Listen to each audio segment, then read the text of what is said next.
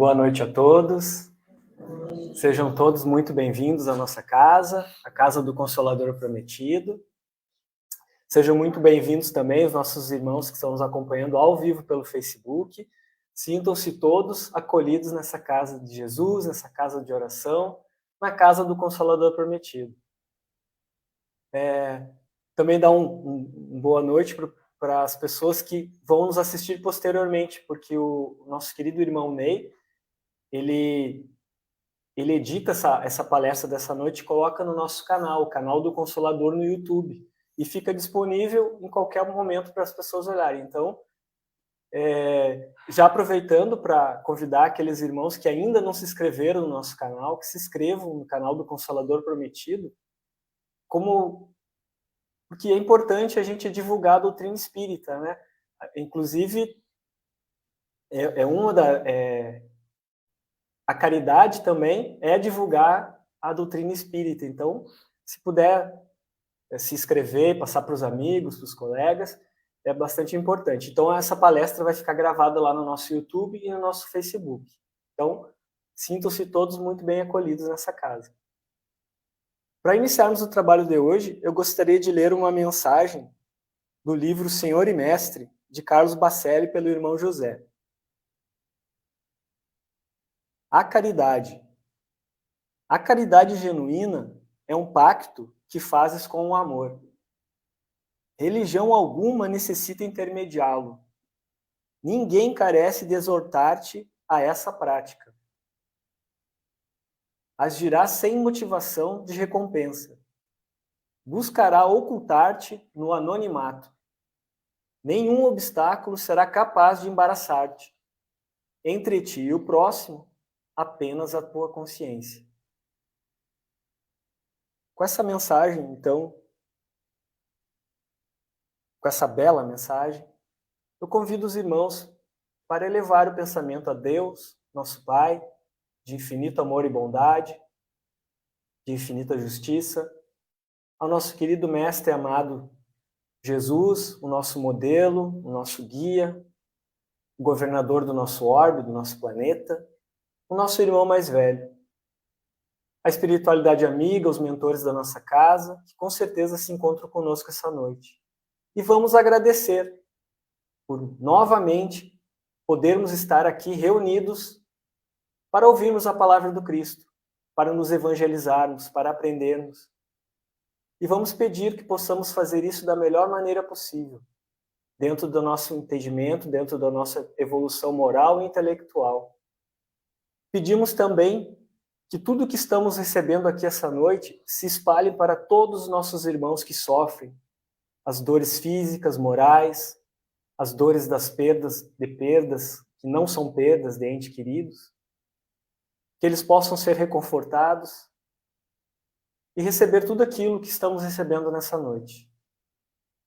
Que o nosso planeta também possa receber o amparo para que os lugares que estão em guerra sejam amparados, que nossos irmãos que sofrem por esses conflitos sejam amparados. E assim, agradecidos que estamos, iremos começar o trabalho dessa noite. Pedimos também ao nosso Pai que ampare a nossa querida irmã Lilian, responsável pelo trabalho dessa noite, pela palestra doutrinária, que ela possa transmitir tudo aquilo que planejou.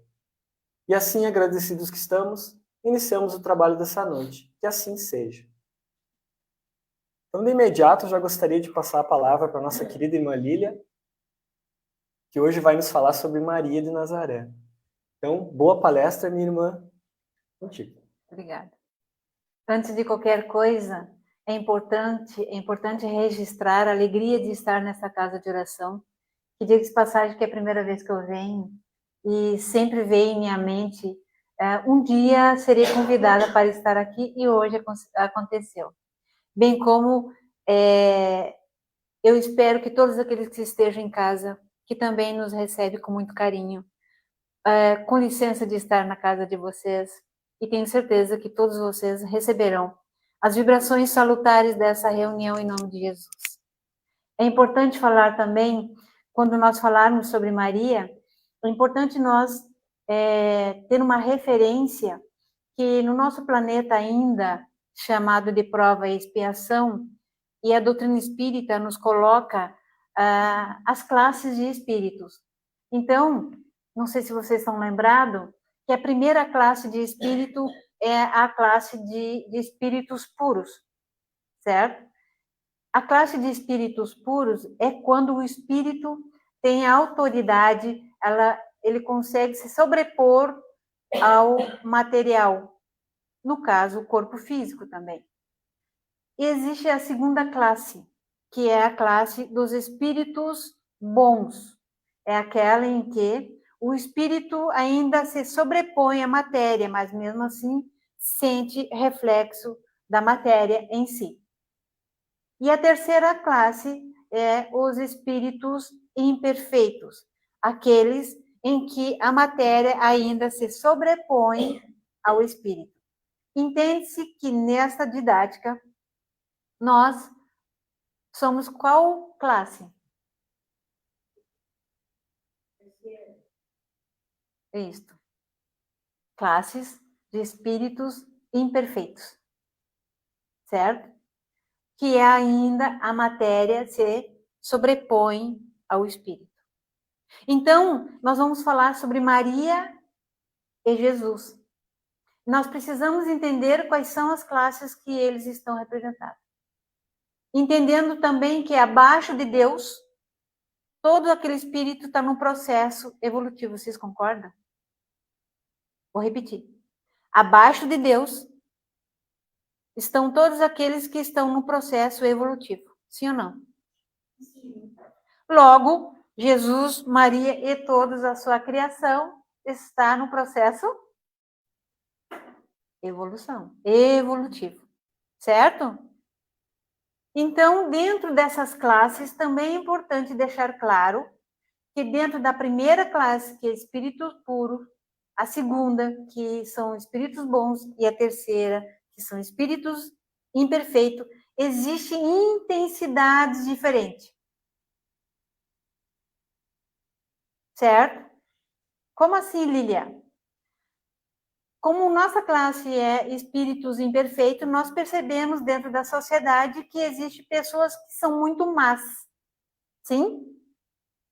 E é bem verdade que o mal, ou sempre o chato é o outro, né?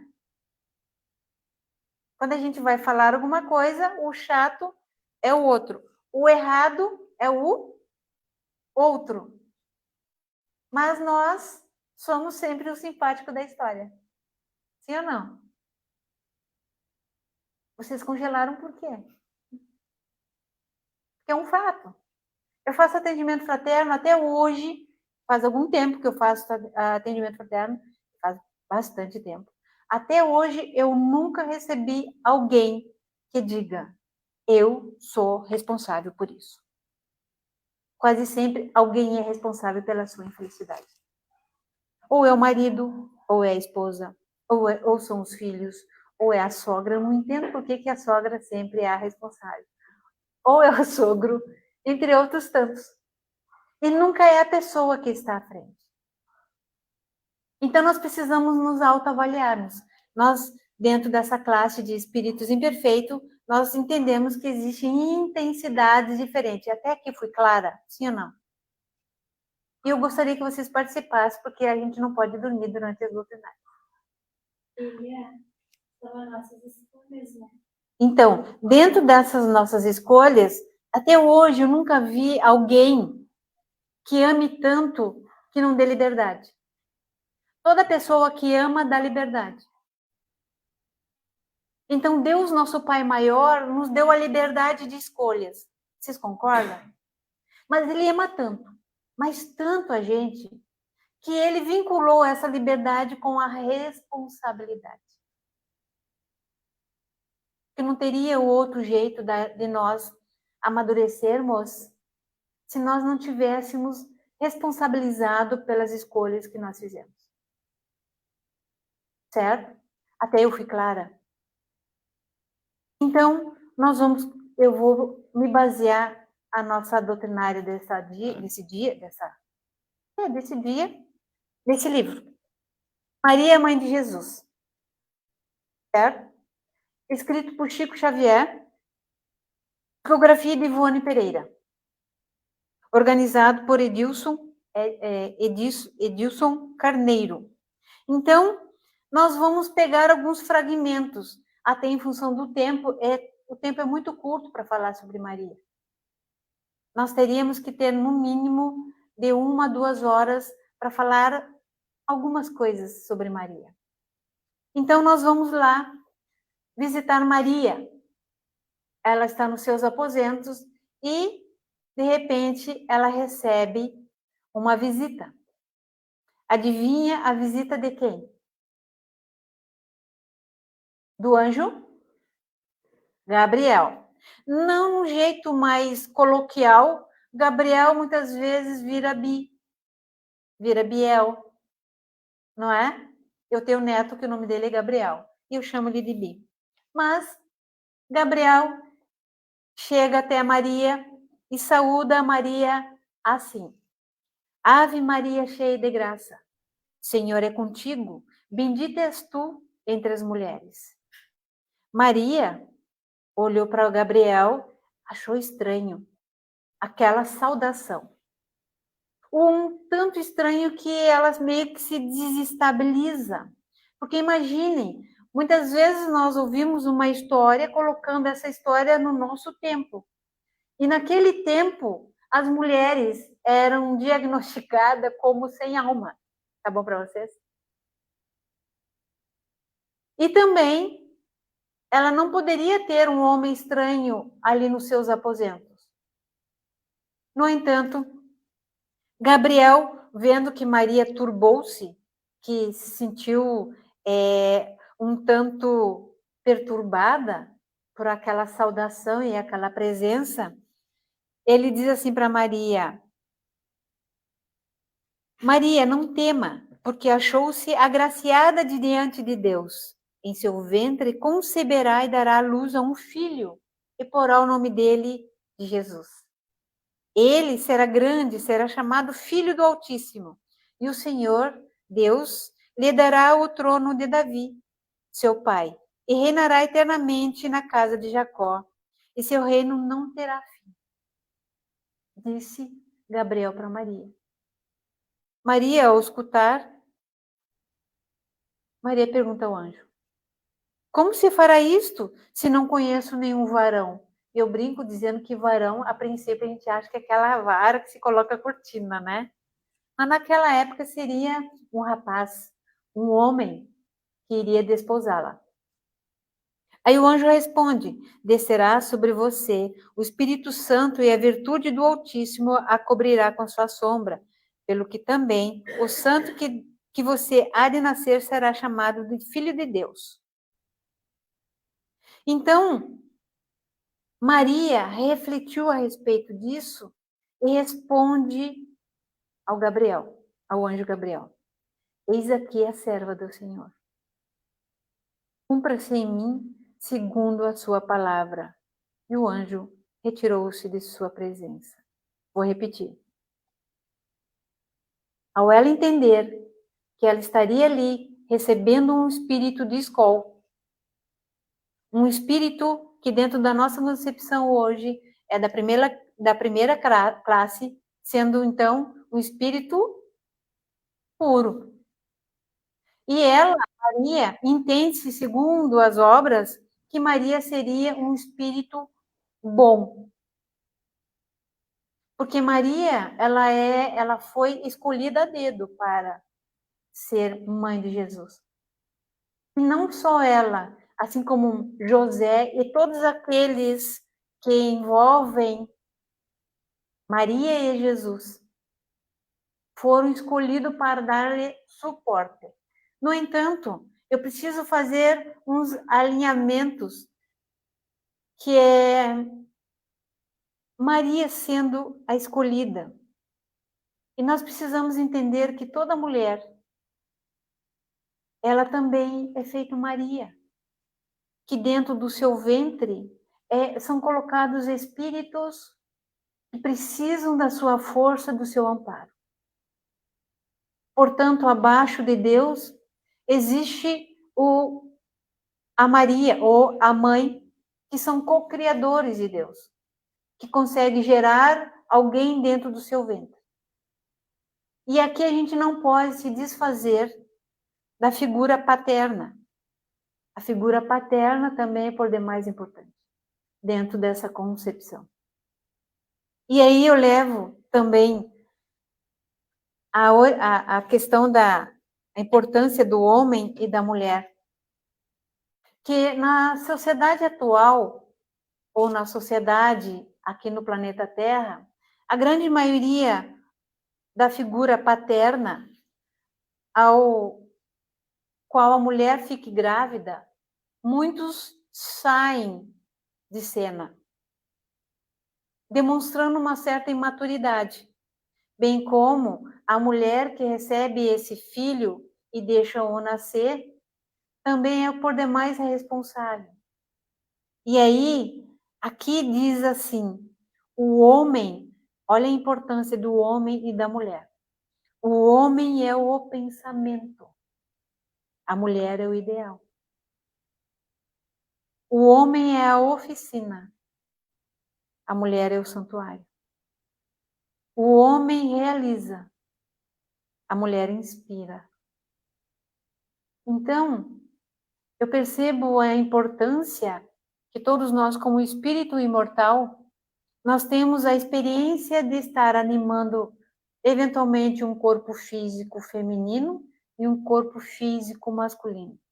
E assim, navegando nesses dois corpos, o espírito imortal acaba se enriquecendo em função da experiência que cada corpo oferece. Portanto, a ciência também hoje fala sobre a importância paterna na formação dos seus filhos. Um tempo atrás, só estaria a mãe, só a mãe estava sendo valorizada, e não é só isso. Os pais também. Agora imagina se neste momento pai e mãe comungam da mesma importância de dar um amparo àquele filho, a proteger e orientar. Aquele filho reencarnante terá condições suficientes de fazer as melhores escolhas. E veja bem que eu estou falando de nós, a nossa classe imperfeita. A nossa classe que ainda é muito imatura. A nossa classe que ainda está no processo de aprendizagem de amor. E que ainda erra muito. Mas mesmo assim, todos nós, filhos de Deus, temos que nos comportar como tal. Só que, infelizmente, às vezes isso não acontece. Então, dentro dessas questões, a gente precisa entender cada vez mais a facilidade que todos nós, ou melhor, a tarefa que todos nós temos de amadurecer perante a reencarnação que nós enfrentamos, perante a reencarnação que nos oportuniza a nos tornar pessoas melhores. A pergunta é, estou fazendo o meu melhor? Eu realmente sei quem sou? Eu realmente consigo me amar? Quando Maria diz que seja feita, que diz assim, eis aqui a serva do Senhor, cumpra-se em mim segundo a sua palavra. Nós, como espírito imortal, nós nos colocamos como servos, seja nós homens ou mulheres? Porque assim como tem comprometimento de Maria, e se nós vamos alinhavar a história dela com a nossa, nós nos colocamos como servos. Nós entendemos o que é servos? Servo significa servir. Eu estou aprendendo a servir. Eu realmente quero servir? Mas se sim, Lília, eu quero servir. Eu quero servir quem? Eu quero servir a Cristo? Eu quero servir em nome dele? Eu realmente quero pagar o preço para servir em nome de Jesus? Em nome de Deus? E aí, o que vocês têm para me dizer?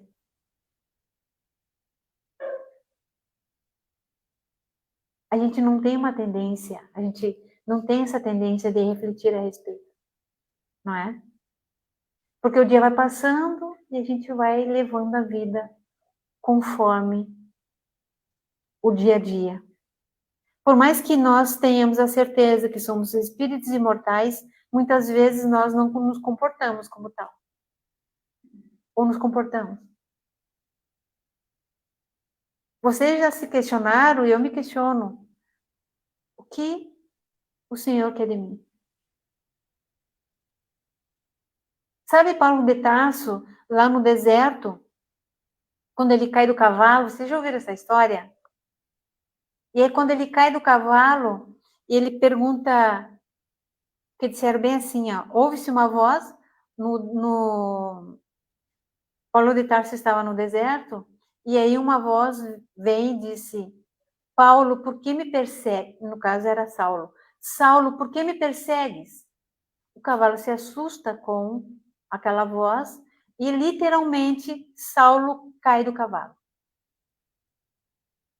Mas Saulo percebe a importância daquela voz.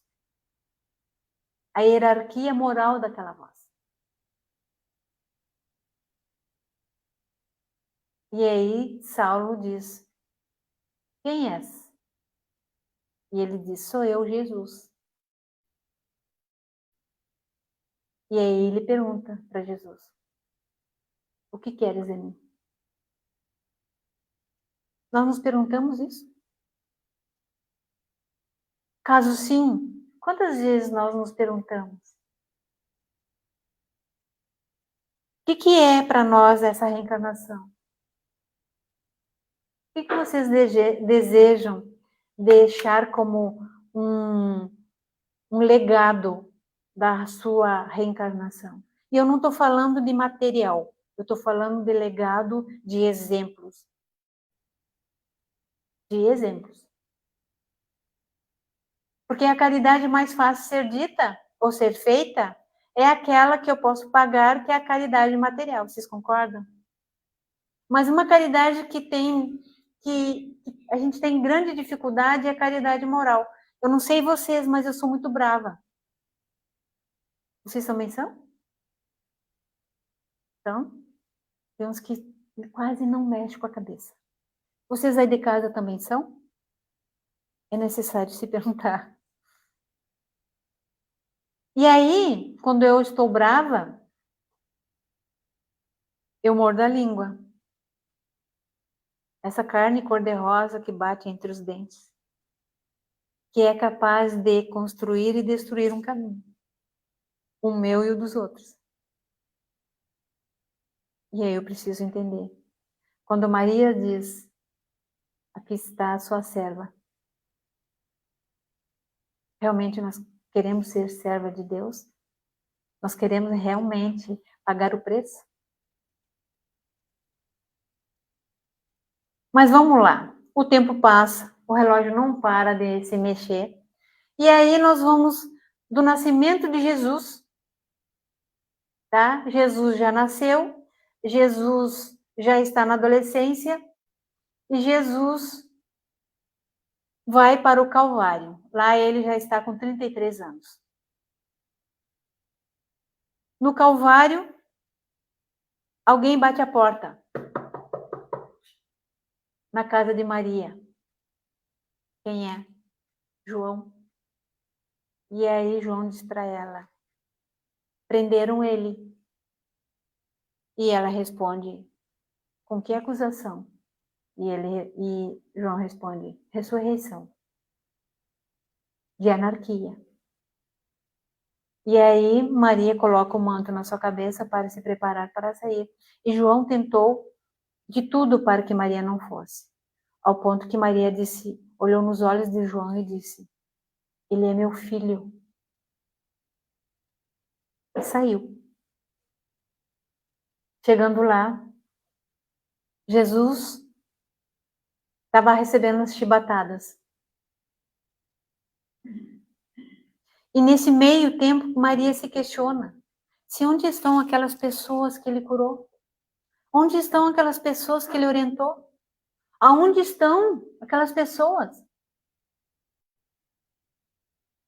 Vocês imaginem, você vê o seu filho que sempre foi bom, sempre orientou, e de repente está naquela situação. Lembrando que esse tipo de violência era legalizada naquela época. As chibatadas, o apedrejamento, a crucificação. Aí alguém pode dizer para mim: Lília, graças a Deus hoje não há mais. Realmente não há. Fisicamente não. Mas verbalmente há.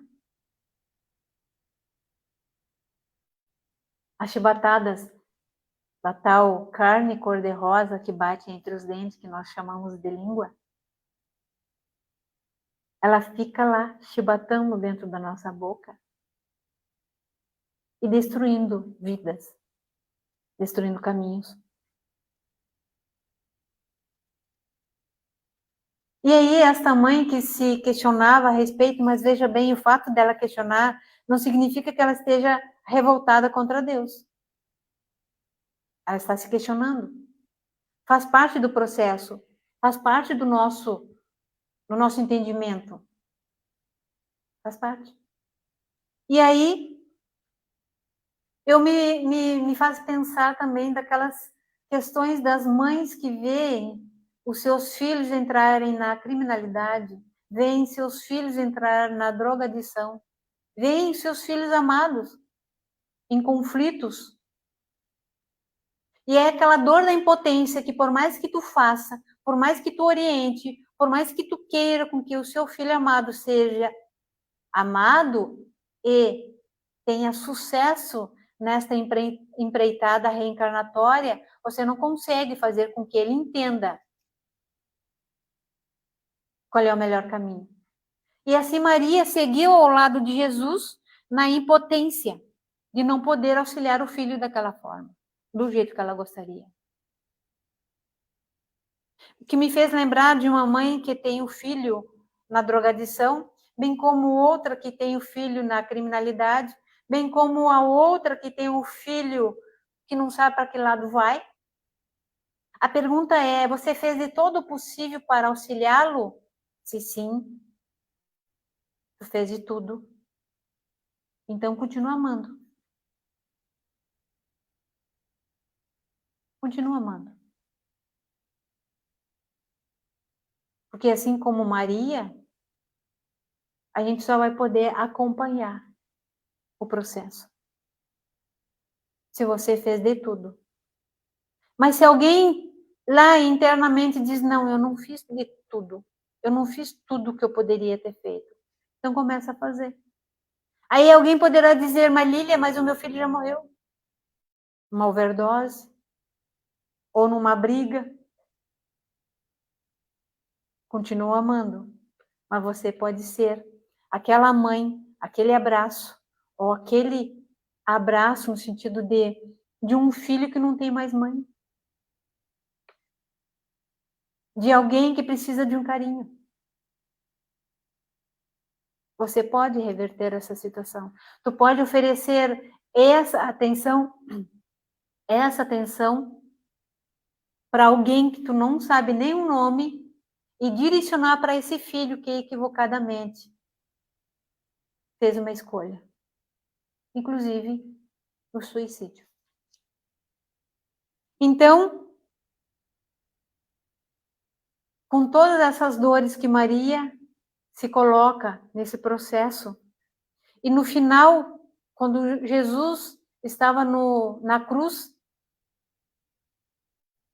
ele olha para João e diz, ou melhor, ele olha para Maria e diz, mulher. Mulher no sentido que era uma expressão rotineira da época. Mulher, eis aí o teu filho, direcionando a atenção para João. Aí olha para João e diz, João, eis aí a tua mãe. Dando a entender que maternidade vai muito mais do que gerar alguém no ventre. Maternidade, todos nós podemos, bem como paternidade, é muito mais do que contribuir para alguém desenvolver no ventre. É sentimento. Então, que possamos utilizar esse sentimento de maternidade e paternidade. Se eu não posso oferecer para o meu filho, que já não está nem ao meu lado, não necessariamente que ele tenha desencarnado, mas também ele pode ter viajado, ido para outro estado, para um outro país. E aí você fica só, que a gente chama da síndrome do ninho vazio, vocês já ouviram falar? Aí a pessoa adoece. Ora, não precisa adoecer. Direciona essa tua potência, esse teu amor, esse teu calor materno para outros que precisam. Porque, infelizmente, a gente encontra muitas pessoas órfãos de mãe e pais vivos. Então, Maria vem nos ensinar que nós podemos ser muito mais.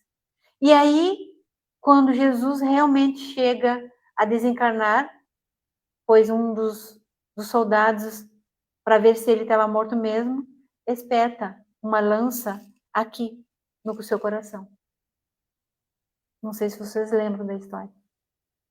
E aí ele realmente veio a desencarnar. Aí o que acontece? João evangeliza, Maria vai para a família, que existe uma disputa ali por causa do nome. João retorna e João recebe uma doação de uma casa singela perto da costa de Éfeso. E lá ele vem e convida Maria para morar com ele. E ela aceita, com muita alegria. E lá eles foram morar nessa casa simples, perto de uma praia onde que ela olhava e enxergava o mar. E lá ela recebia pessoas com coração dolorido, leprosos. Tanto é verdade que um leproso chegou até ela, depois de ser atendido, consolado, acolhido, pega a mão de Maria e beija, chamando ela de Mãe Santíssima. Tanto é verdade que a casa é referente, se referenciam a ela, a Santíssima. E lá Maria faz o que hoje nós chamamos de atendimento fraterno. Maria já fazia naquela época. Eu achei fantástico isso. Até que um dia ela recebe a visita de um mendigo. Aí esse mendigo chega até ela e diz: Mãe Santíssima. E ela acolhe e coloca-o na sua casa, recebendo. Mas ela achou estranho, porque esse mendigo lhe trazia, inclusive o tom da voz dele, fazia com que ela sentisse uma certa referência em alguém. E aí ele falava, ele consolava ela. Ele falava das graças, das bem-aventuranças. E ela ficou pensativa. Mas quem será esse mendigo? Porque ela estava muito mais acostumada em oferecer o consolo, oferecer o acolhimento, falar das bem-aventuranças de Deus. E ela ficava assim, mas quem será esse homem? Quem será esse mendigo? E nisso, ele olha para ela e diz, e faz assim com a mão, minha mãe. E nesse momento ela olha para as mãos e estava lá os sinais daqueles cravos, o cravo de suplício, seriam os pregos. Estava lá. E ela olhou as mãos dele e ficou surpresa. Imagina aquele coração saudoso do filho, o filho estava ali na frente. E ela automaticamente olha para os seus pés e lá estavam as chagas. E ela diz: meu filho, meu filho, meu filho, e foi em direção a ele. Quando ela vai em direção a ele, que vai para abraçá-lo, ela toca nesta região aonde que ele recebeu a estocada daquela espada, para ver se realmente havia o sinal. E aí eu percebo que Maria nos ensina também a trabalhar o nosso lado racional, porque muitas vezes nós achamos que todo e qualquer espírito que se aproxima de nós são espíritos bons. E muitas vezes esses espíritos estão maquiados. Que nós tenhamos a sutileza e a sagacidade para poder identificá-lo. E Maria fez isso. Identificou as chagas nas mãos, nos pés. Mas faltava mais um sinal. Além do tom de voz dele, da vibração que ele a envolvia. E ela toca no peito de Jesus para ver se aquele sinal também há. E aí ele disse: sim, sou eu, minha mãe. No ímpeto, ela foi para se ajoelhar, para agradecer a ele. E ele segura nos braços de Maria e não a deixa ajoelhar-se. No entanto, quem se ajoelha é ele, agradecendo a ela e dizendo a ela: o meu pai quer que a senhora seja o anjo no meu reino. E ali Maria adoece no sentido de as suas energias, o seu fluido vital já começa a dar sinais. Porque uma coisa que eu falei, adoece, Maria demonstra na sua velhice uma saúde. Mas quando começa o fluido vital diminuir, ela ficou acamada, mas não doente. Então, Maria desencarna, porque João chega e ainda acompanha o desencarne de Maria. João chega até ela. E passou uns 2, 3 dias para realmente os laços entre o físico e o espírito seja desfeito. E aí os anjos cantavam para ela.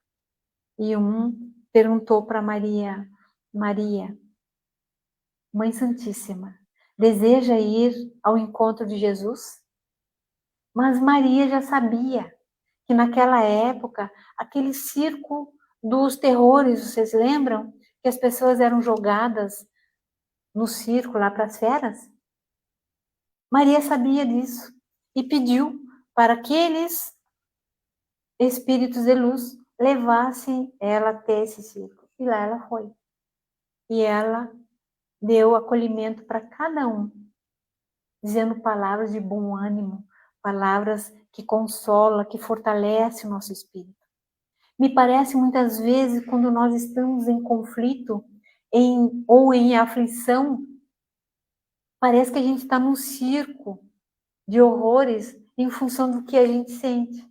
E quando nós nos colocamos receptivos ao amor de Deus, sempre vem um mensageiro amigo para nos fortalecer. E aí, Maria fez isso, ao ponto que ela chegou a uma moça e disse: ô minha filha, cochichou assim no ouvido dela, cante, minha filha, cante. Vamos tornar as nossas dores em cânticos, direcionada a Deus. Aí eu pergunto, quantas vezes quando nós estamos com o coração aflito, com a mente um pouco perturbada, nós lembramos de levar o nosso pensamento a Deus, nosso Pai maior, e ficarmos, sobretudo, receptivos às suas vibrações. Às vezes nós fizemos isso, mas nós queremos que Deus haja conforme nós queremos. E muitas vezes não acontece isso. O importante é que nos tornemos receptivos a essas mensagens divinas. Porque se a pessoa não se torna receptiva, ela vai dizer, nossa, quando eu mais precisei, ninguém veio me ajudar. Mas muitas vezes tem muitos espíritos amigos te dando o suporte necessário. Mas você não quer ouvir por revolta, muitas vezes. Então, Maria desencarna, ao desencarnar, faz essa visita e depois ela vai ao encontro de Jesus. E lá, no encontro de Jesus, Maria desenvolve um grupo, vocês provavelmente já devem ter ouvido falar sobre o grupo Legião de Maria, que é um grupo que ela vai dar a atenção e acolhimento para aqueles que equivocadamente tentaram aliviar as suas dores e fizeram uma escolha equivocada, tirando sua própria vida. Que a gente chama de suicídios, ou suicida. E vocês sabem que Judas foi um que se suicidou. Vocês sabem disso, né? E vocês imaginam, em nome de Judas, as pessoas entendem que Cristo foi crucificado. E ele se suicidou porque a sua consciência pesou por demais. Quantos de nós, como mãe, como pai, como irmãs, ou quantos de nós que amamos alguém e esse alguém seja assassinado, ou que esse alguém seja ludibriado, ou que esse alguém seja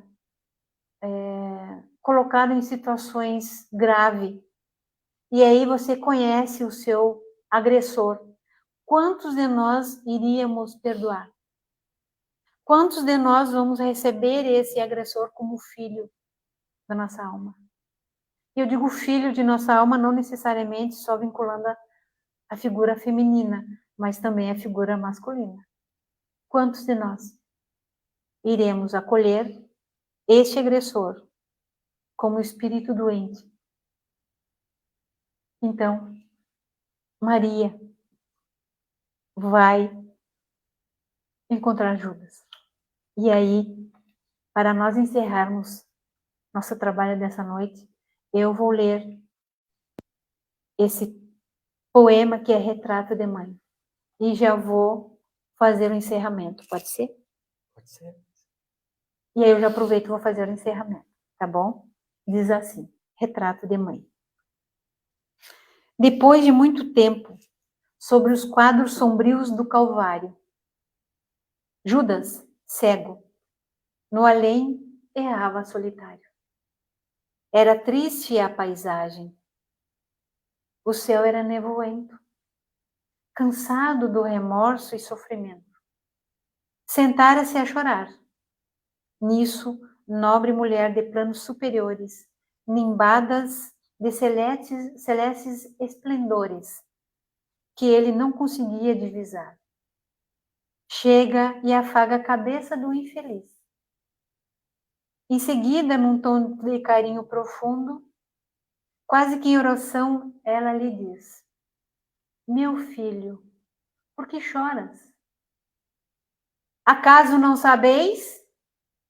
Replica o interpelado, claramente agressivo. Sou morto, estou vivo. Matei-me e novamente estou de pé. Sem consolo, sem lar, sem amor e sem fé. Não ouvides falar em Judas, o traidor? Sou eu quem aniquilei a vida do Senhor. A princípio julguei-me poder fazê-lo rei, mas apenas lhe impus sacrifício, martírio, sangue e cruz, em flagelo e aflição. Eis aqui a minha vida agora se reduz. Afastai-vos de mim. Deixai-me padecer nesse inferno sem fim. Nada me pergunteis, retirai-vos, Senhora. Nada sabeis da mágoa que me agita. Nunca penetrareis minha dor infinita. No assunto que lastimo é unicamente meu.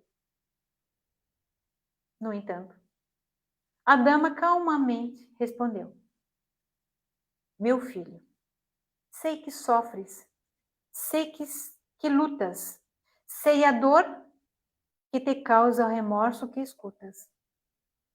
Venho apenas falar-te que Deus é sempre amor em toda parte. E acrescentou serena, a bondade do céu jamais condena. Venha por mãe a ti, buscando um filho amado, sofre, com paciência e dor e a prova. Terás em breve uma existência nova. Não te sinta sozinho ou desprezado. Judas interrompeu-a e bradou rude e pasmo. Mãe! Mãe! Não me venhas aqui com mentiras e sarcasmo. Depois de me enforcar num galho de figueira para acordar na dor, sem mais poder fugir à vida verdadeira, fui procurar consolo e força de viver ao pé da pobre mãe que me forjara o ser. Ela me viu chorando, escutou meus lamentos, mas teve medo de meus sofrimentos, expulsou-me a esconjuros, chamou-me monstro. Por sinal, disse que eu era unicamente o espírito do mal. Intimou-me a terrível retrocesso, mandando que apressasse o meu regresso para a zona infernal de onde, por certo, eu vinha. Ah, detesto lembrar a horrível mãe que eu tinha. Não me faleis de mães, não me faleis de amor. Sou apenas um monstro sofredor. Ainda assim, disse a dama docemente, por mais que me recusas, não me altero. Amo-te, filho meu. Não, amo-te e quero ver-te de novo a vida nova, maravilhosamente revestida de paz e luz, de fé e elevação. Virás comigo à terra. Perderás pouco a pouco o ânimo violento. Terás o coração nas águas do bendito esquecimento. Numa nova existência de esperança, levar-te-ei comigo. A remanso abrigo, dar-te-ei outra mãe. Pensa e descansa. E Judas, nesse instante, como quem olvidasse a própria dor gigante, ou como quem se desagarra de pesadelo atroz, perguntou: quem sois vós? Quem sois vós que me falais assim, sabendo-me traidor? Sois divina mulher irradiando amor, ou anjo celestial de quem presinto a luz? No entanto, ela, fitá-lo frente a frente, responde simplesmente: meu filho, eu sou Maria, sou a mãe de Jesus. E assim, dessa forma, eu desejo que cada um de nós, ao fechar os nossos olhos, imaginemos Maria em nossa frente. E o pessoal de casa também. E assim, com os olhos fechados,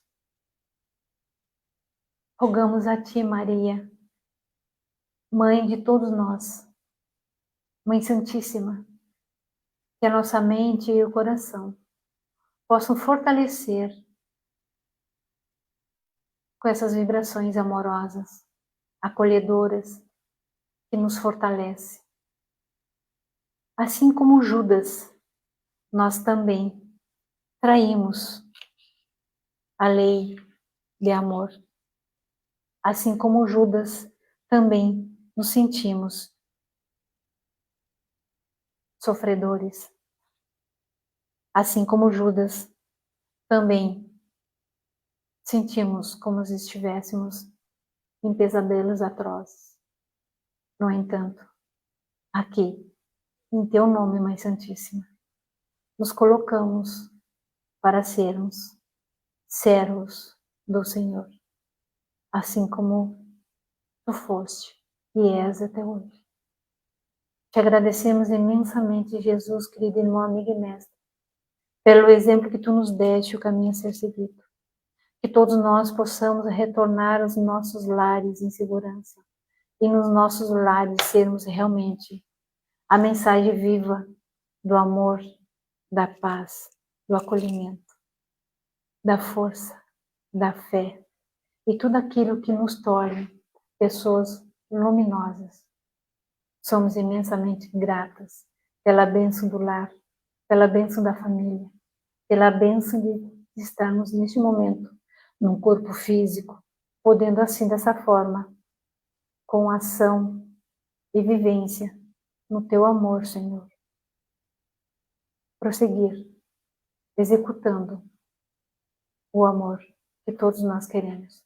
Agradecemos imensamente por tudo, hoje e sempre, que assim seja.